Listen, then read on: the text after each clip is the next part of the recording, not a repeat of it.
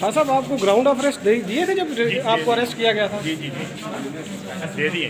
तो हाँ साहब, आपको अभी भी उन्होंने वेरीफाई करके साइन करके दिए। कल तो अनसाइन दिए थे आपको उन्होंने?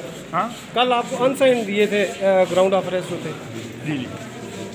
तो खान साहब, आपको गिरफ्तार करने की वजह क्या है? कोई सियासी वजह? अड्डे में मसूम नहीं, थानू वजह ना पता हो।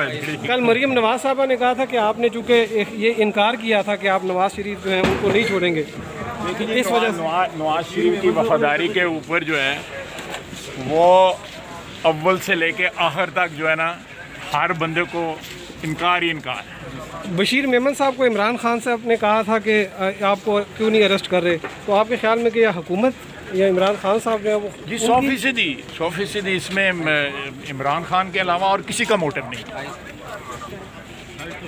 वो पर्सनल स्कोर मेरे साथ सेटल कर रहा है, कोई नहीं।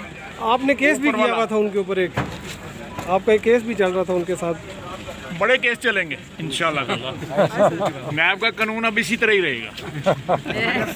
YouTube पर Googly TV देखने के लिए youtube.com की सर्च बार में Googly TV टाइप करें। Googly TV के पेज पर सुर्ख रंग के सब्सक्रिप्शन वाले बटन पर क्लिक करना ना भूलिए। YouTube पर अपलोड होने वाली वीडियो से बाखबर रहने के लिए बेल आइकॉन पर क्लिक कीजिए।